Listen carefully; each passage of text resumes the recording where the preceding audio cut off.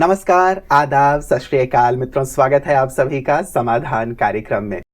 मित्रों, कभी आपको यदि माउंट आबू आने का अवसर मिले तो यहाँ का प्राकृतिक दृश्य बहुत ही सुंदर है, सुहावना है। और अर्बुदा पर्वत वैसे भी आध्यात्मिक रूप से हमारे पुराणों में बहुत सुंदर रूप से अपना स्थान रखता है। आज भी यहाँ बहुत सारे साधु संत महात्मा तपस्या करते हैं अलग अलग गुफाओं कंदराओं में। कल मैं भी ऐसे ही टहलते हुए सोचा कि यहाँ के प्राकृतिक दृश्य का आनंद लूं।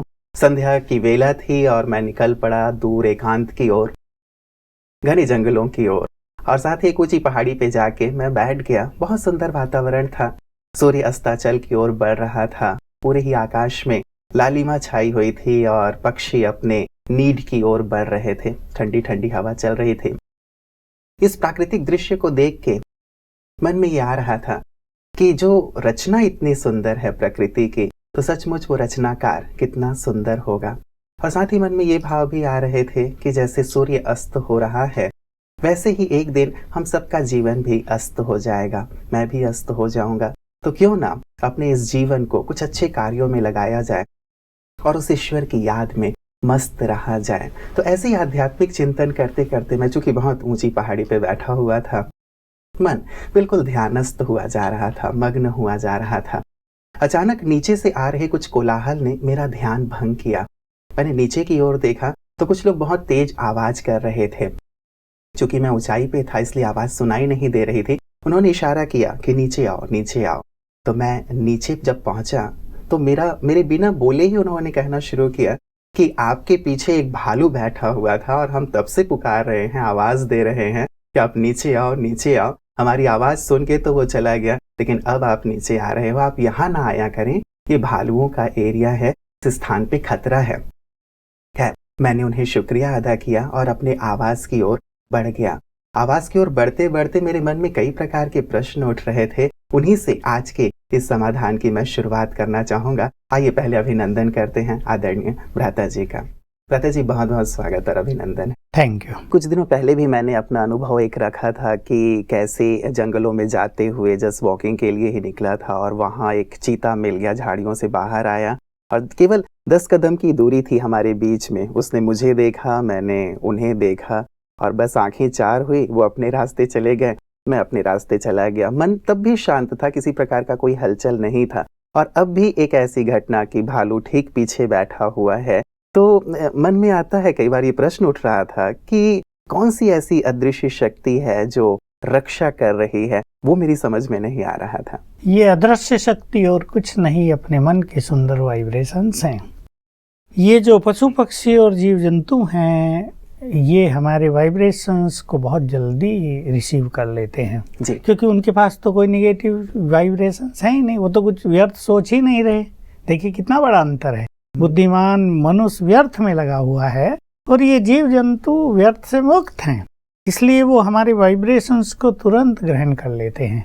तो क्योंकि आप एक मग्न अवस्था में बैठे थे प्रभु चिंतन में और बहुत सुंदर चिंतन हो रहा था, उसके वाइब्रेशन से उसका चिंत भी मग्न हो गया होगा। ये बिल्कुल श्योर है। तो वो कह रहे थे नीचे वाले कि वो काफी देर तक आपके पीछे बैठा हुआ था। ही रहा और उसको हो ही नहीं रहा था मैं कुछ करूं, क्योंकि जीव जंतु जो आक्रमण करते हैं मनुष्य पे, ऐसा सुनने में आया और हमारे यहाँ भी ऐसा देखा जाता है, डर से कि सामने कोई व्यक्ति आ गया, ये कुछ करेगा, तो वो अटैक करते हैं। भालुओं से यहाँ लोगों का बहुत सामना होता है। अगर वो साइड से जा रहे हैं और आप चुपचाप हैं तो वो चले जाते हैं, लेकिन सामने आ गए तो वो डर के आक्रमण कर देता है। तो वास्तव में ये मन के वाइब्रेशंस का प्रभाव है। हम भी अगर अपने घरों में अपने मन के वाइब्रेशंस को सुंदर कर लें तो घरों में शांति आ जाए। यदि जानवर शांत हो सकते हैं जो हिंसक है, तो मनुष्य क्यों नहीं शांत होंगे। बिल्कुल। पहले भी हम सुना करते थे भ्राता जी कि कई ऋषि मुनियों के आश्रम में जब शेर या इस प्रकार के हिंसक प्राणी भी आया करते थे तो वो भी बहुत ही शांति से वहां बैठ जाया करते थे, उनकी हिंसक वृत्ति समाप्त हो जाती थी। तो शायद ये सुंदर वाइब्रेशन का ही प्रभाव है। बिल्कुल। अभी यहाँ अखबारों में फोटो सहित अच्छा सा लेख छपा, विदेश, अब मुझे देश का नाम तो याद नहीं रहा, एक व्यक्ति इन सबको पाल रहा है, शेर को पाला हुआ, उसने शेर को साथ लेकर वो चल रहा है। फोटो आया, कहा पैंथर और तेंदुए उसके घर में रहते हैं। कहा ये शेर तो उसके साथ सोता भी है। शेर बड़ा हो गया था, छोटे बच्चे को वो ले आया था, शायद 4-5 साल का हो गया हो। कहा वो इतना डरपोक हो गया है कि अगर इसकी चप्पलों की भी आवाज आती है तो डर जाता है। तो इसे चप्पल उतार के सैर पे ले जाना होता है उसे कुत्तों की तरह, अच्छा। और वो कुत्तों से भी डरता है। तो ये तो कमजोरी हो गई शेर की। पर हम सोच रहे थे कि मनुष्य के प्यार ने जीव जंतुओं को, हिंसक जंतुओं को वश में कर लिया, जी। और कैसे उनकी हिंसक वृत्ति समाप्त हो गई। तो सतयुग में जो हमें ईश्वरीय ज्ञान से पता चला कि वहाँ हिंसक जानवर होते ही नहीं, तो अगर शेर वहाँ हो भी और तो वो हिंसक होगा ही नहीं, क्योंकि सब मनुष्य ऐसे श्रेष्ठ स्थिति में हैं। बिल्कुल प्रताप जी, कुछ दिनों पहले भी हमारी बात हुई थी और एक बहुत सुंदर सा स्लोगन मैंने यहाँ इस कैंपस में, ब्रह्मा कुमारीज के कैंपस में पढ़ा था कि यदि तुम ईश्वर का ध्यान करोगे तो ईश्वर तुम्हारा ध्यान रखेंगे। तो मेरे मन में ये भी एक दूसरा प्रश्न उठ के आ रहा था कि क्या मैं ईश्वर का ध्यान कर रहा था इसलिए ईश्वर ने मेरा ध्यान रखा, मेरी रक्षा की? ये भी एक मन में प्रश्न उठ रहा था। ये भी सत्य है कि हमारा जो परम पिता है, जिससे हम बहुत प्यार करते हैं, वो भी हमारी रक्षा करता है, और वो भी ऐसे समय पर अपने वाइब्रेशंस भेजकर इन हिंसक प्राणियों को शांत कर लेता है। तो मन से, दिल से उस ईश्वर का भी बहुत बहुत शुक्रिया अदा करें कि उन्होंने ऐसे विपरीत परिस्थिति में रक्षा की। दादा जी, कई लोग ऐसे होते हैं जो इसे कोइंसिडेंस मानते हैं कि ये केवल एक ऐसी बात रही होगी, कोइंसिडेंस ही कहेंगे इसे, इसमें ईश्वर का या किसी और चीज का हाथ नहीं होता है। इस विषय पे आप क्या कहेंगे? देखिए, ठीक है, लोगों का अपना अपना विचार है, और जो कुछ नहीं मानते तो कोइंसिडेंट कह देते हैं हर चीज को।